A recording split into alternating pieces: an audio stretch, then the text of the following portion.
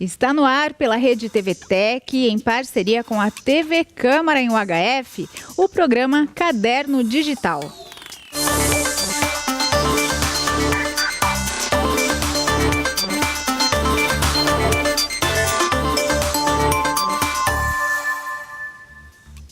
Oi, tudo bem com você? Obrigada por acompanhar o nosso programa Caderno Digital, que traz entrevistas, muita informação e prestação de serviço aqui pela Rede TVTech em parceria com a TV Câmara em UHF. Lembrando que a TVTech Jundiaí está nas redes sociais, Facebook, YouTube, Instagram e também Twitter. Basta procurar por TVTech Jundiaí. Hoje a gente vai falar sobre coach. Já ouviu falar? Muita gente ouve falar, mas não sabe exatamente do que se trata. E por isso eu convidei o John Viudes, que é coach, e vai falar sobre isso com a gente. John, tudo bem com você? Tudo bom, Luciana? É um prazer estar aqui. Espero poder contribuir nesse assunto de desenvolvimento pessoal, crescimento, que é tão importante nos dias de hoje. John, muita gente ouve falar e até tem uma noção do que é o processo coaching, o que é um coach.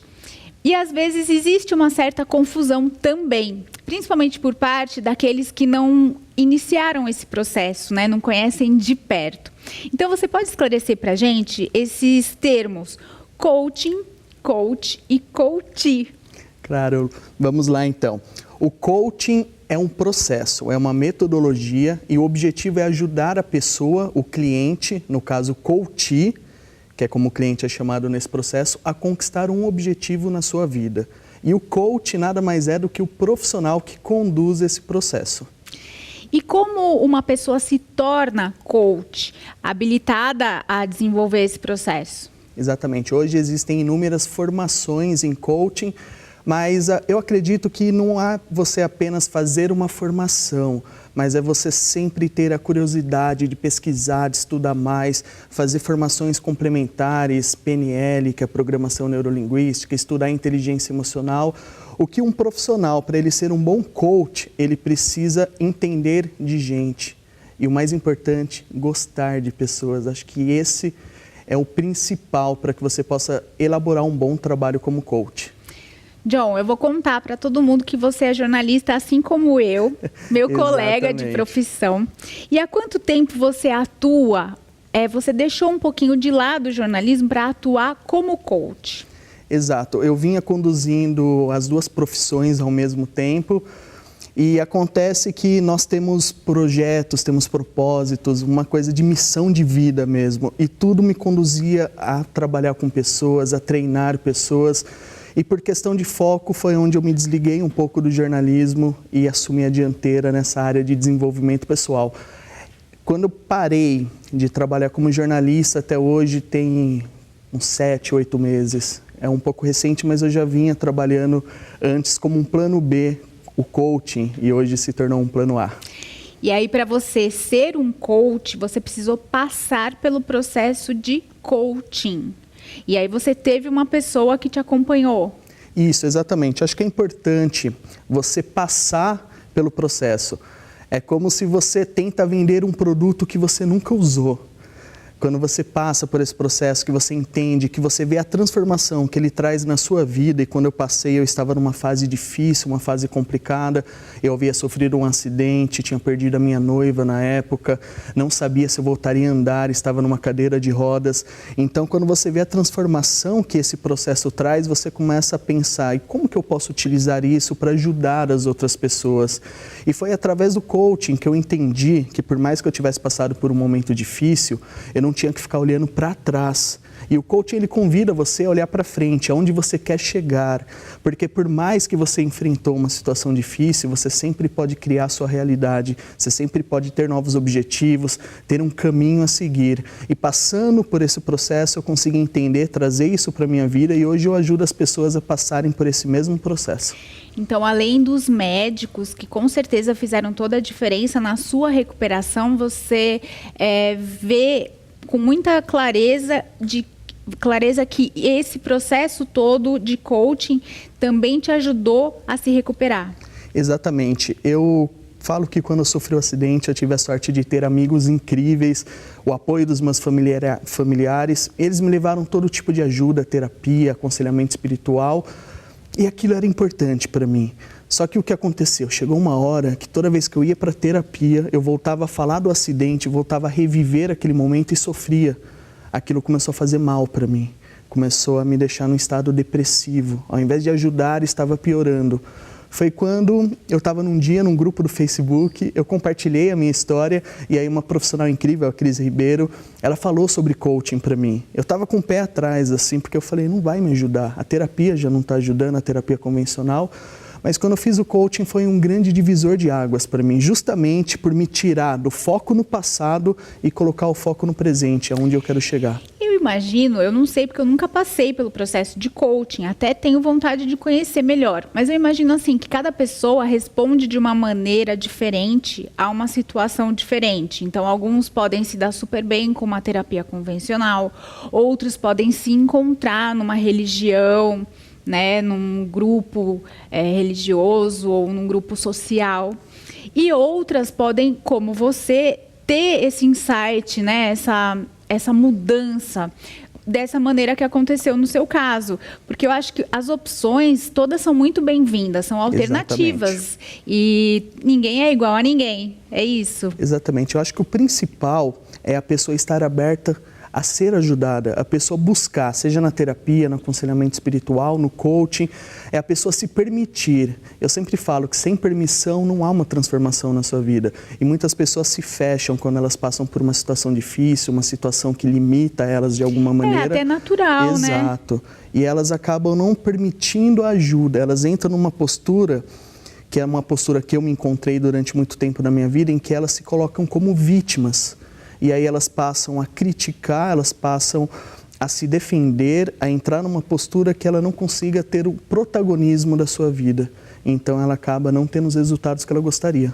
E aquela pessoa que se coloca como vítima, no começo a gente até compreende, a gente até tenta consolar, mas com o tempo, acho que todo mundo ao redor vai ficando com um clima pesado, fica desconfortável, não sabe mais o que fazer. E aquela vítima, entre aspas, se torna um peso, uma pessoa chata, né? Desculpem, vítimas, mas assim, é desagradável para conviver, né? Porque fica batendo na mesma tecla o tempo todo.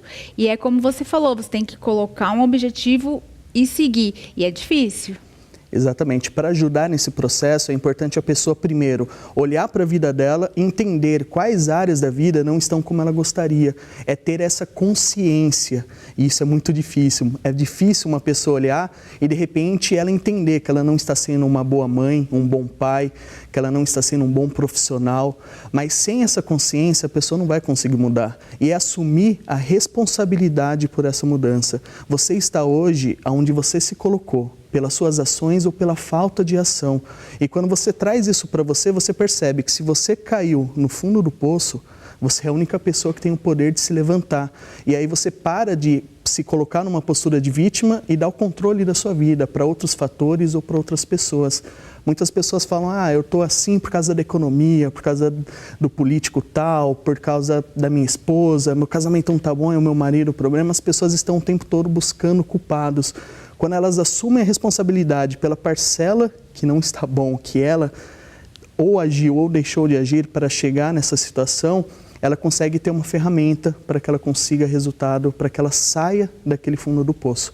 É fundamental assumir a consciência e a responsabilidade para que ela possa mudar. É isso, e eu acho que sobre isso a gente ainda tem bastante coisa para falar. Mas vamos para o intervalo rapidinho e daqui a pouco o Caderno Digital está de volta.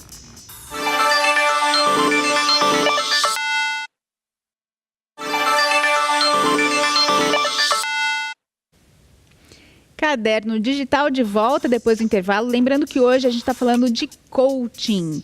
E comigo está o coach John Viudes, que também é jornalista, meu colega John. John, a gente está explicando direito como que funciona esse processo. E você falou sobre o foco, o objetivo e qual a metodologia que você acha mais interessante ao longo do processo de coaching. Legal. Então, para ressaltar, a pessoa ela procura o coaching porque ela não está satisfeita com os resultados que ela tem em alguma área da vida, ou na área profissional, financeira, no relacionamento, ou então a pessoa está lutando contra a balança, emagrece, engorda, então ela busca o coaching para alcançar um objetivo. E durante esse caminho dela identificar onde ela está até ela chegar no objetivo dela, nós percorremos 5 pilares. Em primeiro, nós trabalhamos o foco para que a pessoa entenda aonde ela realmente quer chegar. E quando você trabalha foco, você entende que para você alcançar o seu objetivo, você vai ter que dizer não. E não para muitas coisas que tiram você desse caminho. Depois nós trabalhamos autoconhecimento. E isso é fantástico, porque somente quando você se conhece é que você consegue tomar as melhores decisões. Quando você sabe quais são os seus valores, seus pontos fortes, as suas fraquezas, você consegue então ter um caminho para que você faça um planejamento. Só que aqui é um planejamento muito mais assertivo, porque já trabalhou seu foco, você já se conhece muito mais e você entra em ação. E você sai do processo de coaching com um passo a passo de tudo o que você precisa fazer para alcançar o seu objetivo no menor espaço de tempo possível. E o 5º pilar é o pilar da consistência. Por que a consistência é importante? Porque um processo de coaching ele demora hoje de 2 a 3 meses. Imagina uma pessoa que ela vem com o objetivo de comprar uma casa de 600, 700 mil reais. E eu tenho convicção que ela consegue comprar essa casa, mas de repente, não durante esse espaço de tempo. Então nós trabalhamos ferramentas e técnicas para que mesmo depois do processo de coaching, ela mantenha a motivação e as ações até ela chegar no objetivo. Nossa, esse processo é rápido, se for para a gente ver assim, em comparação a vários outros tipos de atuação em benefício da autoconfiança. São meses. Tem Exato. Gente que leva anos. Eu costumo dizer que o processo ele tem data para começar e para terminar, mas o processo do coach, do cliente, de autoconhecimento, ele começa, mas nunca termina. A gente está sempre se conhecendo, sempre se adaptando à vida, às situações que acontecem. Então é um processo que você dá um start com o coaching, mas você não para de se conhecer, você continua até o fim da vida. Porque sempre vai ter coisa para você melhorar na vida, né? Ninguém nunca vai chegar num ponto e falar, não, agora eu estou perfeito, tô do jeito que eu quero, tô sensacional. Sempre existe o que você lapidar, o que você melhorar, o que você evoluir como ser humano, como profissional, enfim, em todas as áreas. Exatamente. Muitas vezes a pessoa ela procura o coaching porque ela tem um objetivo na área financeira, por exemplo. Ela faz o processo para alcançar aquele objetivo, ela vai e alcança. Aí depois ela quer melhorar a área da saúde, ela quer emagrecer. Ela faz um novo processo focado agora no emagrecimento. E você acha legal segmentar mesmo? Ter um foco por vez? Sim, o processo ele trabalha um objetivo por vez. Até por questão de foco, para que a pessoa consiga afunilar as ideias, os pensamentos e o planejamento para conquistar aquilo. O que nós vemos hoje é uma formação cada vez mais nichada de coaching, pessoas que estão atendendo apenas para emagrecimento, outras pessoas atendendo para a área executiva, para empresas. Isso é um sinal que é um mercado que está se desenvolvendo muito bem, uma tendência de crescimento no Brasil. Eu acredito que isso é muito bom para o mercado. E o que mais as pessoas te procuram, com que tipo de solicitação? Principalmente na área profissional e na área financeira. As pessoas elas se sentem estagnadas na carreira, elas querem um novo patamar, ou então elas querem fazer uma transição de carreira, não estão felizes com a carreira atual, elas querem se planejar para fazer uma mudança. E também eu tenho atendido muitas pessoas buscando melhorias nos relacionamentos, pessoas que querem salvar um casamento, salvar um noivado, para que elas possam caminhar juntas. E você, John, você vai até essa pessoa ou você tem um lugar onde você atende? Eu tenho um local de atendimento. A pessoa ela pode optar pelo atendimento individual, que é algo mais personalizado. Tem também atendimentos em grupos, onde nós passamos um dia inteiro com a pessoa e trabalhamos as ferramentas em grupo. E tem também treinamentos de alto impacto, que são treinamentos que possibilitam uma mudança de crenças. Que crenças é aquilo que a pessoa enxerga, aquilo que ela filtra a realidade. Então, são seminários de inteligência emocional onde trabalhamos muito essa parte de crença, as sinapses neurais dentro do cérebro que determinam os resultados que essa pessoa tem na sua vida. E quando a gente fala em crenças, o que a gente pode citar como exemplo de uma crença que muitas vezes atrapalha a evolução de uma pessoa, seja na área profissional ou pessoal? Tá, uma pessoa que eu atendi, e ela tem um caso muito interessante, ela ganhava muito bem, mas ela não conseguia manter o dinheiro. Ela dava um jeito de gastar muito mais do que ela ganhava e ela não entendia o porquê. Ela trocou de trabalho, foi promovida, começou a ganhar ainda mais e não conseguia de jeito nenhum guardar dinheiro. E aí quando a gente começa a procurar aonde que está isso, aí ela percebeu que teve um episódio de alto impacto emocional lá na infância dela, em que ela estava com a família e tinha a carteira do tio em cima da mesa. E ela foi na curiosidade de criança, pegar essa carteira e foi tirando uma nota de dinheiro. E a mãe dela deu um grito bem alto na frente de todo mundo, falando: dinheiro é sujo, tira a mão do dinheiro, dinheiro é sujo. E o nosso cérebro, ele aprende por associação. E como uma criança não tem a maturidade que nós temos para entender as coisas, o cérebro dela associou o dinheiro sujo, com o dinheiro. A partir daí ela registrou uma crença, uma sinapse, e tudo o que ela ganhava ela gastava, porque de forma inconsciente o cérebro dela tinha essa associação: dinheiro é sujo, então afasta o dinheiro. E ela dava um jeito de não ficar com o dinheiro. Exatamente, não importa quanto ela ganhava, ela gastava mais, não conseguia guardar dinheiro. Olha só que coisa! E é incrível, porque nós conseguimos ressignificar isso aí, você consegue dar novos significados às crenças que você tem. E quando fala em crença, muitas pessoas pensam em religião, muitas pessoas pensam em algo espiritual, e não tem nada a ver. Crença é um caminho neural, é conexão de neurônios dentro do cérebro que ditam aquilo que você faz, aquilo que você pensa, a sua ação. E toda ação, ela traz um resultado. Então, as crenças que você tem hoje, elas determinam o que você tem na sua vida. Que foram criadas a partir de algum episódio que aconteceu. Exatamente. Né? Como foi nesse caso. A maioria das crenças são geradas na infância, principalmente de 0 a 8 anos. Por tudo aquilo que a criança, ela vê, ela ouve, ela sente. E os pais não fazem aquilo pensando: poxa, eu vou fazer isso para o meu filho não se apegar ao dinheiro. Para meu filho gastar todo o dinheiro que ele tem. Não, acho que aquele pai, aquela mãe, eles fizeram sem essa intenção, né? E acabam que as coisas vão acontecendo. Não é que ninguém tem uma culpa, é um fato. Exatamente. A maioria das pessoas não tem esse conhecimento, elas não entendem que estão gerando crenças na vida da criança. Quando um pai fala para a criança que ela é burra, que ela não tem capacidade, ele está criando toda uma visão limitante que, quando essa criança cresce, ela é limitada na área profissional, nos seus relacionamentos, porque ela não se sente capaz.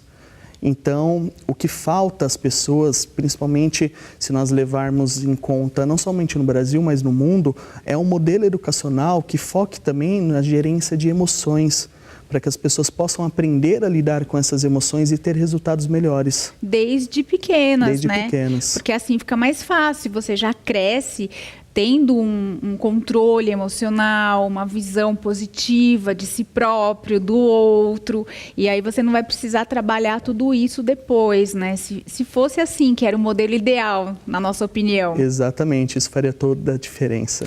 John, vamos para o intervalo rapidinho e daqui a pouco a gente volta com o nosso último bloco do programa. Até já!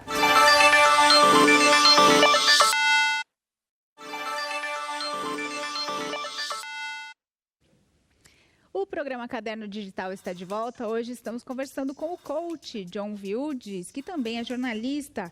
John, o processo de coaching, ele tem muito a ver com essa questão de inteligência emocional. Isso faz toda a diferença?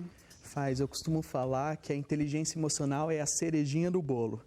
Tem uma pesquisa de Harvard que mostra que a cada 100 pessoas que fracassam em alguma área da vida, na área profissional, financeira, no relacionamento, apenas 13 delas não sabiam o que era necessário ser feito. As outras 87 pessoas, elas tinham a informação, elas sabiam como fazer e mesmo assim não conseguiram resultados. E aí você começa a ver que as pessoas fracassam por falta de inteligência emocional. Dificilmente você vai ver um advogado, por exemplo, não conseguir ter sucesso porque ele não entende de leis. As pessoas, elas estão fracassando porque elas não conseguem lidar com as próprias emoções, lidar com as emoções de outras pessoas, ter empatia, influenciar as pessoas, saber se vender, vender o seu produto, o seu trabalho. E tudo isso começa a fazer a diferença. E essas emoções, não somente as emoções, mas essas competências, como influenciar pessoas, resiliência, a capacidade de entrar em ação, tudo isso é desenvolvido no lado emocional do cérebro.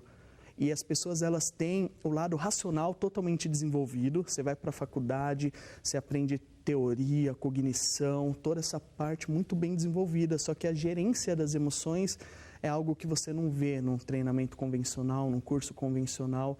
E aí tem um desequilíbrio. E quando tem esse desequilíbrio, a pessoa não consegue avançar. Você vê pessoas totalmente, pessoas muito inteligentes, pessoas que têm pós-graduação, MBA, doutorado, mestrado, e elas não conseguem resultados, porque aonde está a capacidade dela entrar em ação é na área emocional. Então, é cada vez mais importante hoje a pessoa desenvolver inteligência emocional. Então, quer dizer que essa capacidade, ela pode ser desenvolvida, ela pode ser despertada e administrada, ou você já nasce com isso ou não?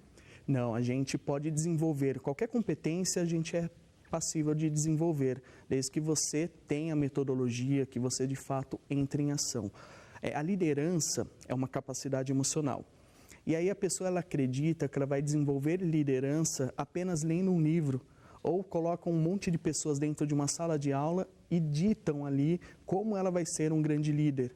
E na realidade, a gente precisa entrar em ação, precisa ir para campo, colocar a mão na massa. Somente assim você consegue desenvolver essas competências emocionais. Agora, você estava falando sobre essa capacidade de se vender, de se mostrar, de saber lidar nas diferentes situações, né? Isso me faz lembrar muito dessa questão de internet, mídias sociais, onde as pessoas se expõem de uma forma positiva ou de uma forma negativa. Tem uma pessoa que mostra uma paisagem muito bonita, ou tem outra que coloca uma frase, às vezes uma indireta para alguém. Muitas vezes até não é indireta para ninguém, mas fica no ar um leve desconforto. Como você vê essa postura na mídia social? Exatamente. A neurociência, ela mostra que aquilo que você comunica te coloca num estado emocional. E a emoção, ela te move para a ação. E quando você age, você tem um resultado que pode ser positivo ou negativo. Tudo começa na sua comunicação. E a comunicação não é somente aquilo que você fala, mas os seus pensamentos, a sua postura, a sua fisiologia. O que você posta na rede social é o reflexo da sua comunicação, daquilo que você pensa. E agora eu pergunto, se você tem uma comunicação totalmente negativa, se você posta algo totalmente negativo, só críticas indiretas, quais sentimentos isso vai gerar? Vai gerar um sentimento de incapacidade, algo ruim, e essa pessoa não vai ter os resultados que ela gostaria. Então, tudo começa na sua comunicação. A partir do momento que você começa a filtrar aquilo que você comunica, aquilo que você pensa, aquilo que você vê, você começa a melhorar o seu estado emocional, você começa a entrar num estado de mais recursos. E aí, quando você age, você consegue ter resultados melhores. Tem pessoas que elas postam na rede social, todo mês é difícil com relação a salário, mas esse mês eu me superei. E depois elas não entendem por que elas não conseguem ganhar dinheiro, por que elas não conseguem prosperar. Tem uma frase que fala, nunca fale mal daquilo que você quer. Isso faz toda a razão. Nossa, mas é bem engraçado mesmo, né? Mesmo esse negócio de chega na segunda-feira e falar, ai, segunda-feira, mais uma semana, ou chega na sexta-feira, ai, que bom é sexta-feira. Já comentaram até em reportagens nossas, assim, que isso não é bem visto até mesmo pelos colegas e pela chefia. Então, para que você provocar se você sabe que aquilo pode te prejudicar? Exatamente, a questão de você desenvolver a inteligência emocional para que você comece a filtrar o que é interessante você postar ou não postar, o que é permitido, o que está dentro de um bom senso. E muitas vezes, se a pessoa ela está esperando chegar ao final de semana para ela viver, de repente ela repensar se aquele trabalho realmente é para ela ou se está na hora dela buscar algo que faça ela sentir emoção, sentir prazer na segunda, na terça, na quarta. Porque sofrer 5 dias para ser feliz 2, alguma coisa está errada. Exatamente. E muitas pessoas passam a vida inteira apenas sobrevivendo, esperando o tempo passar, sem ser protagonista da sua própria história. John, para a gente fechar assim bem legal, vamos falar algumas habilidades, dar algumas dicas de habilidades que a gente pode desenvolver para ter sucesso na vida, principalmente nessa área profissional que é o que a gente está falando. Muito bom. A principal habilidade que uma pessoa pode desenvolver é a capacidade de entrar em ação. Tem pessoas que têm ideias e ideias brilhantes. E o que ela faz? Totalmente racional. Planeja, planeja, planeja e nunca executa. E quando você não entra em ação, você não tem o resultado que você gostaria. E aí você vê o seu vizinho ter uma ideia pior que a sua, não ter a mesma competência para executar, só que ele vai e ele faz. E ele consegue atingir o resultado que ele deseja. Então, entrar em ação é fundamental. E outra habilidade que é extremamente interessante da pessoa desenvolver é a capacidade dela lidar com os medos. Muitas pessoas não entram em ação porque elas têm medo. O que vão pensar de mim, o que não vão pensar, e se der certo, e se der errado, o que eu vou fazer? E na realidade isso acaba fazendo elas travarem. Só que quando você entra em ação, mesmo com medo, e eu aprendi isso fazendo treinamento com as melhores pessoas do mundo nessa área, que eles também têm medo, eles também sentem raiva, eles também sentem tristes. São seres humanos. Exatamente. Mas eles agem apesar do medo. E quando você começa a agir, o seu medo ele vai sempre continuar do mesmo tamanho, só que você começa a crescer e você fica muito maior do que o seu medo. Então, é a capacidade de você agir mesmo com medo e sempre entrar em ação, sempre dar o primeiro passo. Toda jornada começa com o primeiro passo. E você fica feliz ao ver os resultados dos seus clientes, das pessoas que você acompanha? Com certeza, é algo que traz uma realização muito grande, uma satisfação de você ver que de alguma maneira você consegue contribuir com o processo do coaching, o processo daquele cliente. E eu acredito muito, o coaching parte da premissa de que as pessoas elas têm as respostas dentro de si. Nós apenas orientamos elas para que elas encontrem as respostas. Diferente da consultoria, o coach ele não fala, você tem que fazer isso, você tem que fazer aquilo. Ele vai orientando para que a pessoa encontre essa resposta. E é muito interessante quando você vê alguém olhar para dentro de si e aquela pessoa fala, como que eu nunca pensei nisso antes? Como que eu não fiz dessa forma antes? Então você tem um sentimento que é algo que deixa sem palavras, assim. Isso é muito bom. A gente vê que você realmente está bem feliz com essa nova área da sua vida. Então, eu te desejo muito sucesso, te agradeço muito pela participação, pela sua presença. Muito obrigado, Luciana. Eu quero te agradecer pelo convite. Quero agradecer você também que nos acompanhou. Espero que você possa colocar em ação tudo o que nós falamos aqui para ter resultados mais positivos na vida. Isso aí, obrigada. E a gente vai ficando por aqui. Eu te espero na próxima edição do Caderno Digital. E até lá. Tchau.